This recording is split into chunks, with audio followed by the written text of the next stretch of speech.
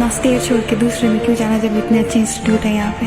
आप भी वही चीज़ फॉलो करते हैं कि क्रीम बच्चा यहाँ पर लेना है एडमिशन के लिए? सर लोग क्रीम उठाते हैं और हम क्रीम बनाते हैं कि 3 या 4 मंथ्स में हम उस एवरेज वाले को इतना पॉलिश कर देते हैं कि वो कम्पीट के साथ, जो मोस्ट क्रीम बच्चा होता है उसके साथ कम्पीट करना स्टार्ट कर देता है। कोई भी पर्टिकुलर बच्चा किसी टीचर के लिए नहीं है, लेकिन हर एक टीचर हर एक बच्चा के लिए। मुझे किसी ने नहीं बताया, मैं खुद ही चल के आई, मैं खुद ही विजिट करके गई। मुझे अच्छा ये लगा कि भाई टीचरों का जो बिहेवियर है वो मुझे बड़ा पसंद आया, जो इनकी रहन सहन है वो भी मुझे बड़ा पसंद आया। शिक्षा में संस्कारों का होना शरीर में आत्मा होने जैसा होता है और एक अध्यापक ऐसा रास्ता होता है जिस पर चलकर विद्यार्थी अपनी मंजिल तक पहुंचता है।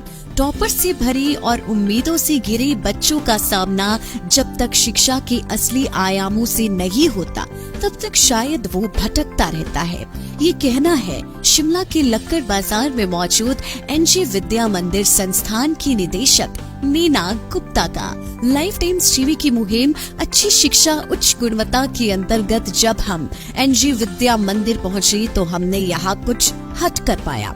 नीट, जेमेंस और एडवांस से लेकर फाउंडेशन कोर्सेज पर ये संस्थान कोचिंग तो देता ही है, साथ ही में संस्कार और विद्यार्थी जीवन में अनुशासन को भी महत्वता देता है।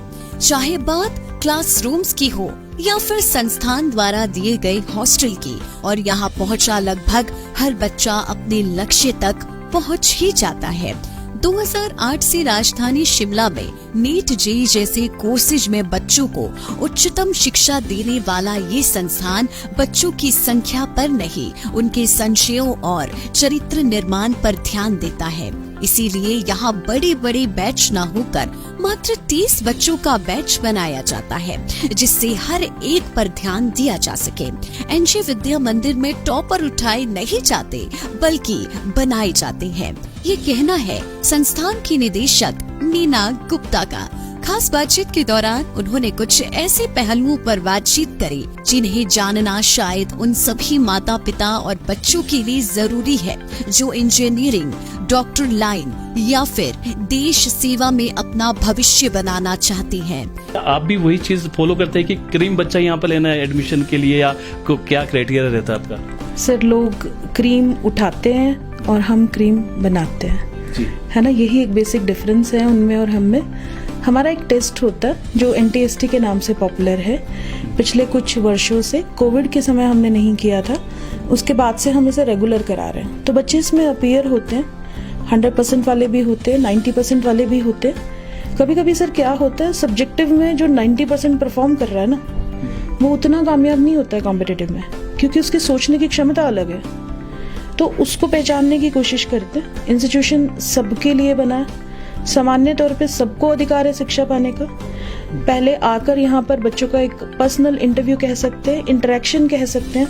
हाँ, सिर्फ उसमें करने की इच्छा होनी चाहिए, तो उसके लिए उस तरह से फिर हम वो चीज़ें संभव करवाते हैं। तकरीबन आपके हिमाचल प्रदेश के हर मेडिकल कॉलेज में, हर NIT में, IIT में हमारे बच्चों ने अच्छा स्थान पाया।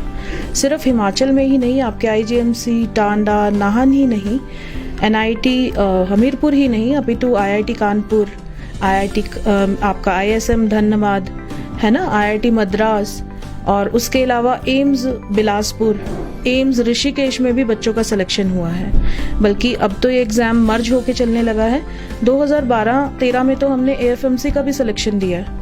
बहुत सारे डॉक्टर्स, प्राउड डॉक्टर्स देश की सेवा कर रहे हैं और आने वाले समय में भी करेंगे। नीना गुप्ता का मानना है कि विद्यार्थी और अध्यापक एक दूसरे के पर्यायवाची होते हैं और उनका आपसी समीकरण उम्दा होना बेहद जरूरी है। एनजे विद्या मंदिर में टॉपर हो या एवरेज, हर एक को शिक्षा दी जाती है, बेशर्ते वह बच्चा कुछ करना चाहे। यहाँ विद्यार्थी के नंबर अधिक मायने नहीं रखे जाते। नीना गुप्ता का मानना है कि AIR रैंक 1, 2 या इनकी बात तो सब करती हैं, लेकिन बाकी बच्चों को कोई नहीं पूछता, उन पर वो ध्यान नहीं दिया जाता जो दिया जाना चाहिए, जिसके चलते बच्चा पिछड़ती हुई इतना पीछे चला जाता है कि उसकी कुछ कर गुजरने की इच्छा मरने सी लग जाती है, जो कि नहीं होनी चाहिए। और एनजे विद्या मंदिर इस बातों पर विशेष ध्यान देता है।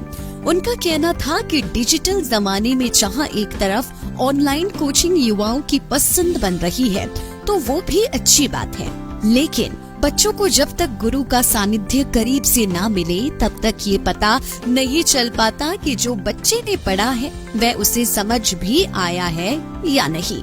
बच्चों की आंखें और हाव भाव ही बहुत कुछ बता देते हैं। हॉस्टल में रहने वाले बच्चों को मोबाइल फोन और बाहरी दुनिया से थोड़ा अलग रखने की कोशिश एनजी विद्या मंदिर में की जाती है। बच्चों को बंधन में ना बांधकर उनके हर संशय को दूर किया जाता है। बच्चों के बेसिक को मजबूत बनाकर उन्हें एडवांस लेवल पर ले जाया जाता है। संस्थान द्वारा बच्चों को न सिर्फ स्कॉलरशिप दी जाती है बल्कि कुछ ऐसे भी बच्चे होते हैं जिन्हें पूरी तरह से मुफ्त शिक्षा, हॉस्टल और अन्य सुविधाएं मुहैया करवाई जाती है। संस्थान निदेशक नीना गुप्ता का मानना है कि हर कोई इंस्टीट्यूट अपने लेवल पर अच्छा पढ़ाता है, मगर एनजी विद्या मंदिर संस्कार पढ़ाई का आधार है। हम लोग अपने डाउट क्लियर कर रहे हैं फोन के थ्रू, तो हम उस चीज से बच्चों को बाहर ला रहे हैं। बच्चे काम की 10 चीजें देखते हैं और बिना काम की 90%। तो हमारे टीचर्स अवेलेबल हैं लेट नाइट तक आपके डाउट्स क्लियर करने के लिए। आपकी बुक्स सफिशिएंट है आपको पढ़ने के लिए, जितना आपको चाहिए उतना आपको सब कुछ दिया जा रहा है। तो उस समय फोन की अननेसेसरी कोई भी जरूरत आपको नहीं है। क्लासरूम टीचिंग का आज तक कोई सब्स्टिट्यूट नहीं है, ना कभी होगा। हम लोग तो रामायण के काल से गुरुकुल देखते आ रहे हैं, है ना, कि गुरु के प्रॉपर केयर में ही आप तैयार हो सकते हैं। आई कांटेक्ट एक टर्म है जिससे टीचर को ये पता चल जाता है कि सामने वाले ने कितना लिया और इसको कितना और देने की जरूरत है। मुझे नहीं लगता कि वो ऑनलाइन के माध्यम से संभव है। हम लोग भी, मैं ऐसा नहीं कहूँगी, हम लोग भी ऑनलाइन को यूज करते हैं, लेकिन कहाँ, जहाँ से हम अपने बच्चों को कुछ अच्छा निकाल के दे सके। इस तरह से नहीं, बिल्कुल टोटल आप उस पर डिपेंड नहीं हो सकते। हाँ, टेक्नोलॉजी के बिना आप आगे नहीं बढ़ सकते, वो आपको अपडेट करनी पड़ती है। इसलिए हमने अपने स्मार्ट क्लासरूम्स बनाए हुए हैं ताकि हम अपने बच्चों से कभी भी इंटरेक्शन कर सके, है ना। और सब कुछ कहते हैं कि जब भी कुछ बुरा होता है तो वो अच्छे के लिए होता है। कोविड आया तो वो ये सब चीज़ें हमें दे के गया, टेक्नोलॉजी एंड टर्म्स, लेकिन इसको किस हद तक इस्तेमाल करना है वो हम पे निर्भर करता है। देखिए, जो फैकल्टी मेंबर्स हैं वो दोनों जगह से हैं, हिमाचल प्रदेश से भी हैं और हिमाचल के बाहर से भी हैं। हमारे हिमाचल प्रदेश के जो बच्चे होते हैं उनका बेसिक्स क्लियर करने का तरीका बिल्कुल अलग होता है, क्योंकि बहुत सारे गवर्नमेंट स्कूल के ऐसे बच्चे आते हैं जिनके स्कूल में टीचर ही नहीं होते हैं, तो उनको बहुत बेसिक से स्टार्ट करना पड़ता है। और कुछ बच्चे परिपक्व आते हैं जिन्होंने तैयारी कर रखी है, तो दोनों तरह के एडजस्टमेंट्स देने के लिए दोनों तरह की फैकल्टी है। जिनको बेसिक से क्लियर करना है उनके लिए उन्हीं की लैंग्वेज के टीचर्स हैं, और जो थोड़ा आगे बढ़ के एडवांस लेवल पे काम करना चाहते हैं उनके लिए उसी तरह की फैकल्टी का प्रबंध है। जितना फैकल्टी मेंबर्स पे हम लोग ध्यान देते हैं उतना ही हमारा सेटअप नॉन टीचिंग स्टाफ का भी है। मेनली जो हमारे कोऑर्डिनेटर हैं, 2 कोऑर्डिनेटर्स हैं, वो नर्सिंग सेक्टर से जो बच्चों के लिए प्रॉपर तैयार है, और डॉक्टर्स तो हम लोग खुद बनाते हैं, तो वो आईजीएमसी के बेहद नजदीक होने की वजह से हर सुविधा उपलब्ध है। हर सुविधा। और हॉस्टल में अगर बात करें तो हॉस्टल में किस तरह की फैसिलिटी है वहाँ पर? में भी इन हाउस सारे मेडिकल बॉक्सेस और रेगुलर डॉक्टर चेकअप, ये सब चीजें चलती रहती हैं। ठीक है।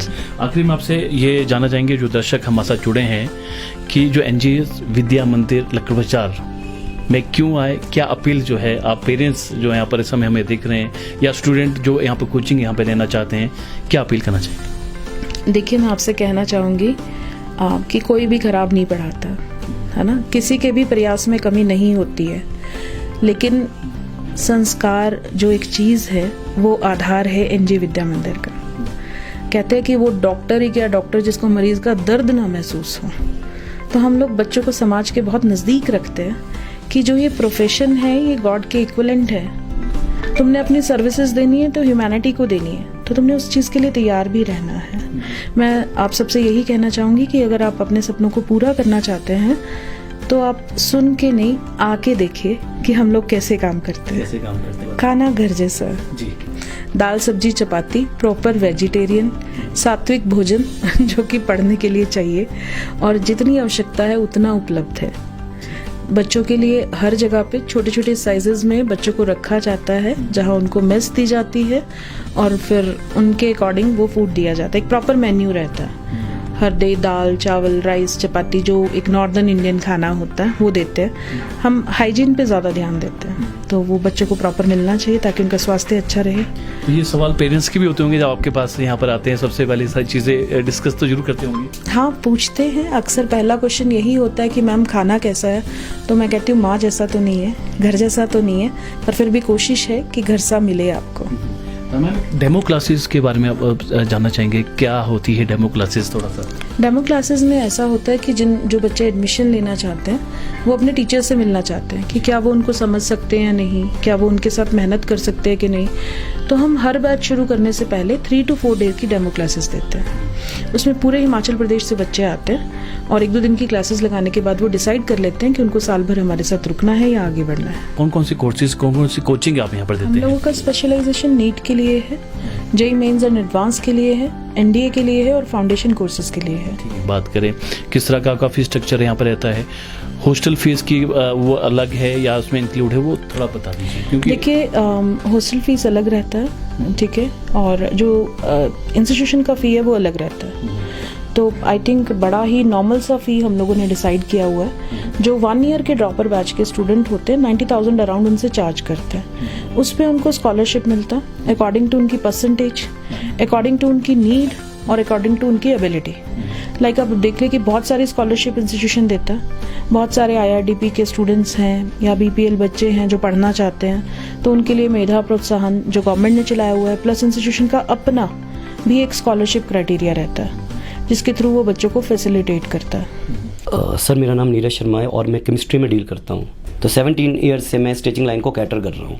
एग्जैक्टली हम क्या करते हैं, जब हम क्लासेस में होते हैं तो हम इन्वायरमेंट इस तरह से बना देते हैं, मतलब एक तरह की गेम का इन्वायरमेंट होता है वो, जिस तरह से हमें ना एकदम पता चल जाता है, एकदम हम उसको जज कर लेते हैं कि कौन सा बच्चा कितना मतलब अभी लैग कर रहा है, कौन सा कितना ओवर कॉन्फिडेंट है, तो ये हमें सारा समझ आ जाता है। प्रेशर को रिड्यूस करने का सिर्फ हमारे पास एक ही मेथड है, एक ही अर्थमेटिक है कि एग्जैक्टली हम पूरी क्लास को ना एक साथ रन करके चलते हैं। अगर हमारे पास एक एवरेज बच्चा भी है, एक क्रीम बच्चा भी है, हम उसको ना एक तरह रन करके चलते हैं। और इतना टीचिंग में हमें पता चल जाता है, या ये सोचो अब इतना एक्सपीरियंस है कि 3 या 4 मंथ्स में हम उस एवरेज वाले को इतना पॉलिश कर देते हैं कि वो कम्पीट के साथ, जो मोस्ट क्रीम बच्चा होता है उसके साथ कम्पीट करना स्टार्ट कर देता है। मेरा नाम ईशा है और मैं बायोलॉजी पढ़ाती हूँ और पर्टिकुलरली मैं जूलॉजी डील करती हूँ।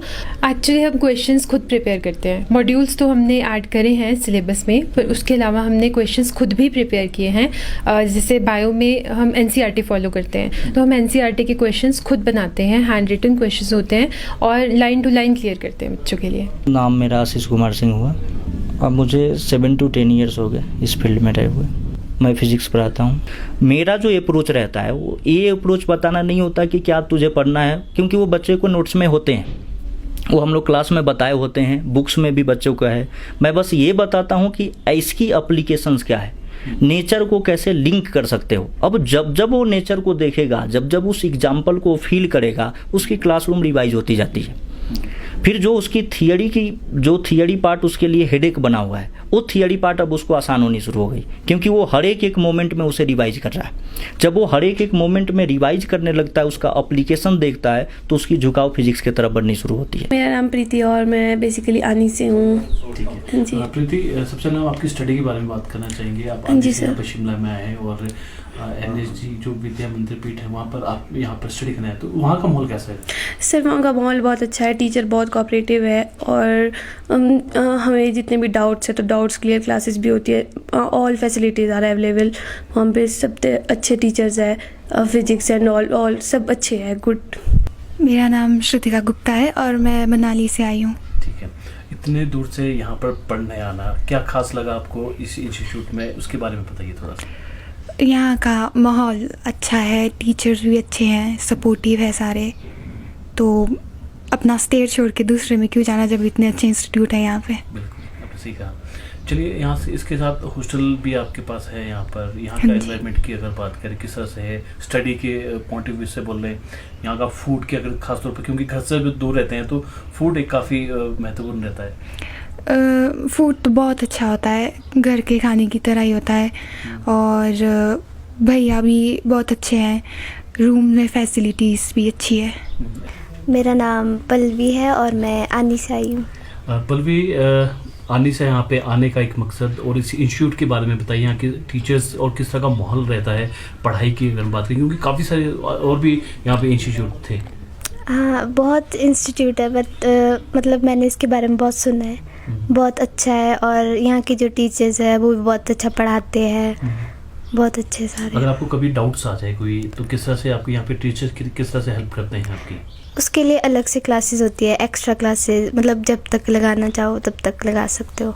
मैं रामपुर की रहने वाली हूँ। रामपुर के मतलब 23 किलोमीटर पीछे ज्यूरी से रहने वाली हूँ। मेरा नाम डिम्पल है।